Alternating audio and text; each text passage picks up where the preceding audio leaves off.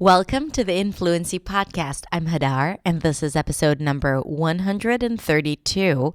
And today we're going to talk about stress shift. Stress shift.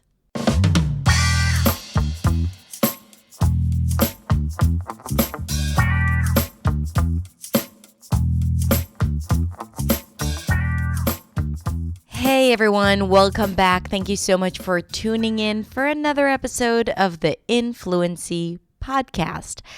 I'm so happy that you're here, and I hope the intro did not stress you out because I talked about stress. Get it? It's a joke. Anyway, today I want to talk about stress shift, and in particular, how the focus word of a phrase changes based on the function or the position of that phrase. But before that, let's define what a focus word is. A focus word is a word that sticks out the most dominant word, the word that gets the main stress in a phrase or a thought group or a chunk, whatever you want to call it, in a small unit that conveys a part of a thought, but it's rather complete.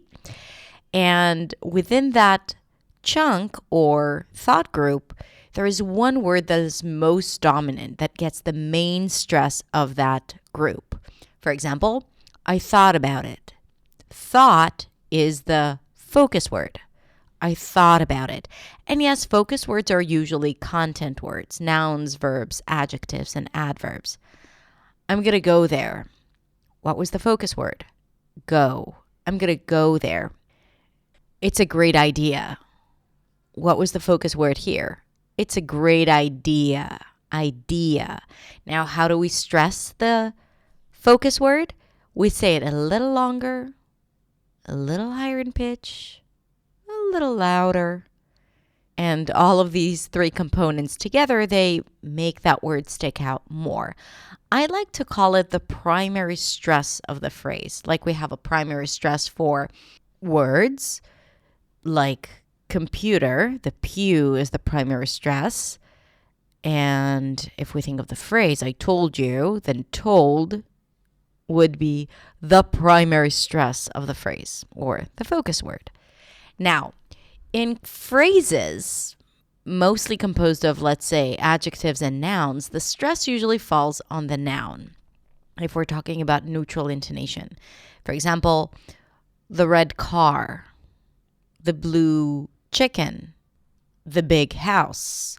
Notice how the stress falls on that last word, house. Now, of course, I could say the big house, but that would suggest that I'm comparing it to something that you and I both know that I'm talking about the big house because there's also a small house in the picture, and I'm specifically talking about the big house. Then I would stress the adjective. Adjectives describe the nouns, the things we talk about. The big house versus the small house. But in a more neutral way of saying it, or the most common way to say this phrase would be the big house, the tall woman, the smart kid. She's so old-fashioned, right? The stress was on fashioned. She's so old-fashioned. And I hope you're practicing with me as I'm saying the words. I want you to say them with me and nod your head when you get to that stress word. So you'll feel like you're stressing it and you won't be stressing other words without paying attention. So she's so old-fashioned, or she's really old-fashioned, stress on fashioned. But what happens when I take old-fashioned and I turn it into an adjective? For example, it's an old-fashioned book, or it's an old-fashioned dress.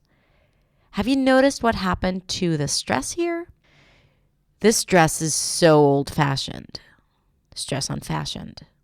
And you need to make a face when you're saying it because you're like, I can't believe you're thinking about wearing it. This dress is so old-fashioned. But it's an old-fashioned dress. old-fashioned dress. I turned the phrase old-fashioned and that entire phrase, I turned it into an adjective. So we connect it together. And by the way, on the paper, it has a hyphen when it becomes an adjective. If I were to write an old-fashioned dress between old and fashioned, you'll see a small hyphen, the small little dash that connects between the words.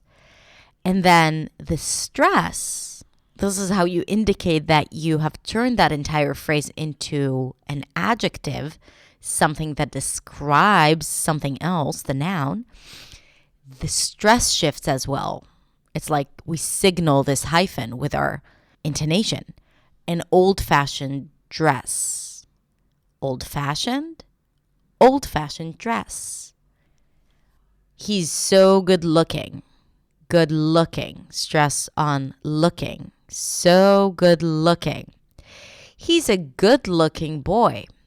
Good looking, good looking, good looking boy, right? Not good looking boy. So alone, it would be good looking. When it becomes the adjective and it's hyphenated, good looking boy, right? We signal with our voice the written punctuation. That's the beauty of intonation, really. Or maybe it's the other way around. Speaking came first. Maybe the stress came before and then the hyphen was a way to indicate that stress shift. In general, English doesn't really like it when there are a lot of stresses one after the other. Like if I were to say good-looking boy, stress, stress. So maybe that's part of the reason why that happened once upon a time, 1,000 years ago. Let's look at another example. She came at the last minute. What was the focus word here? What was the stressed word? She came at the last minute. Minute. Length, pitch, volume. She came at the last minute. But when I want to say something like it was a last minute decision, right? I would put the stress on last. It was a last minute decision, not last minute decision. It was a last minute decision. Some people are narrow-minded.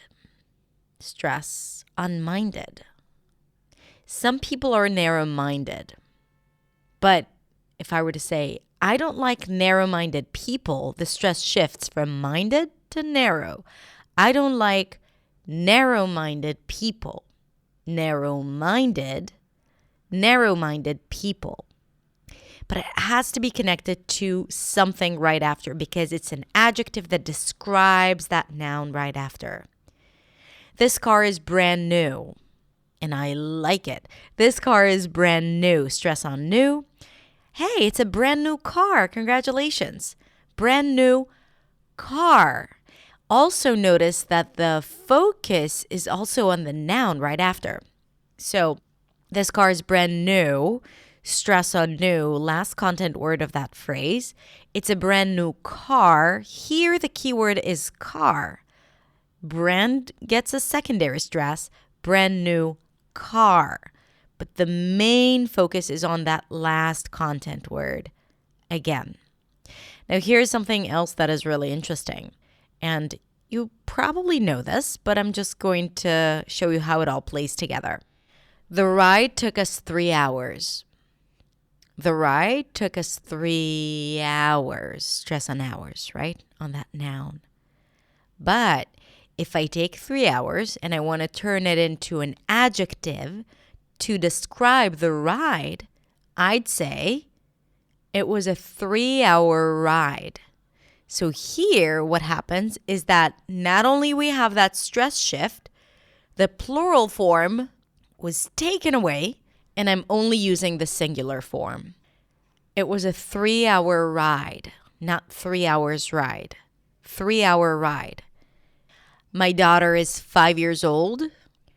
I have a 5-year-old daughter. 5 years old, stress on old, years in plural. 5-year-old daughter. So now daughter is the keyword. 5 is the secondary stress. 5-year-old daughter. 5 years old, 5-year-old daughter, not 5 years old daughter. This one is tricky and probably important. Another example with numbers. This book has 300 pages. I'm never going to finish it by tomorrow. It's a 300-page book. I'm never going to finish it by tomorrow. This book has 300 pages. I'm never going to finish it. It's a 300-page book. Have you noticed the difference?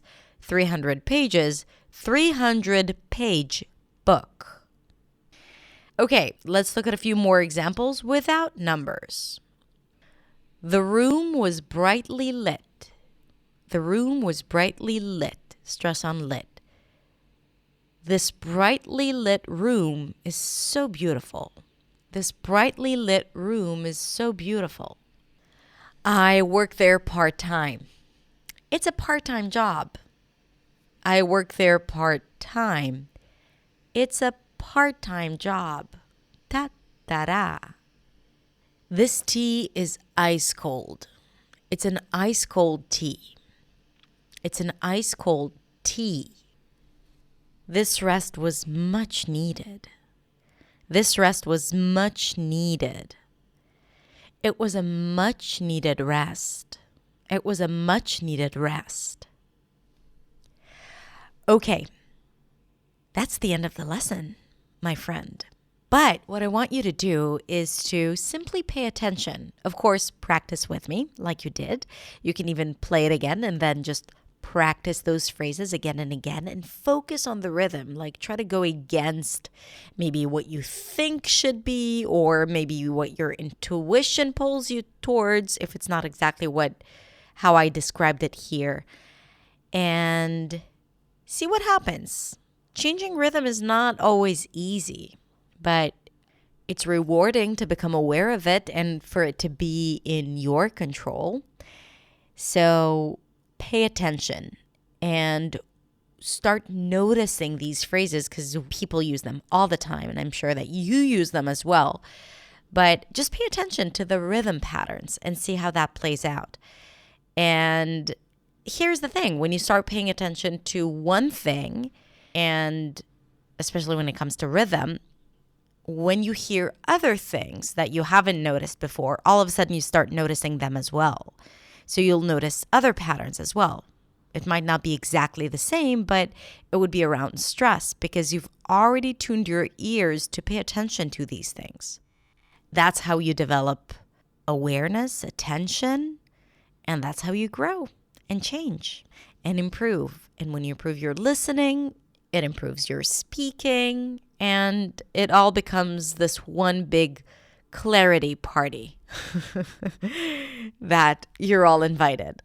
Okay, I hope you enjoyed this short lesson. And if you have, please consider subscribing and even rating and reviewing the podcast if you're listening to it on your podcast platform. And subscribe if you haven't yet. Thank you so much for being here. I hope you stay safe and stay healthy and stay aware. And I will see you in the next episode. Bye.